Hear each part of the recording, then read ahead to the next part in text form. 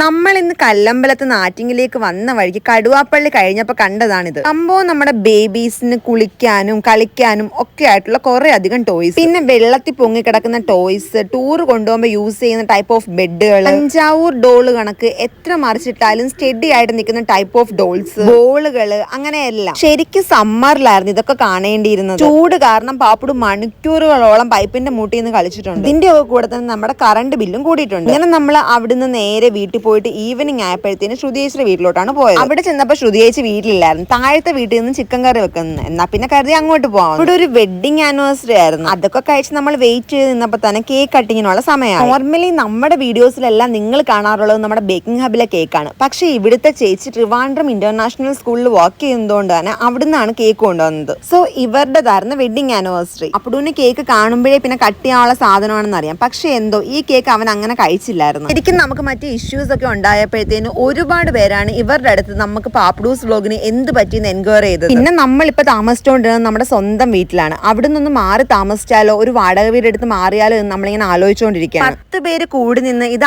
ആടല്ല പട്ടിയാണെന്ന് പറയുകയാണെങ്കിൽ ആടിനെ കണ്ടിട്ട് പട്ടിയാണെന്ന് വിശ്വസിക്കുന്ന സമൂഹമാണ് ഇന്നുള്ളത്. അതുകൊണ്ട് തന്നെ നമുക്ക് നമ്മുടെ ചുറ്റിനുള്ളവരെ ശരിക്കും പേടി തന്നെയാണ്. പാപ്പുടൂനെയും ഇനി പിറക്കാൻ പോകുന്ന കുഞ്ഞിനെയും കൊണ്ട് നമുക്ക് സമാധാനമായിട്ട് സന്തോഷത്തോടെ ജീവിക്കണം.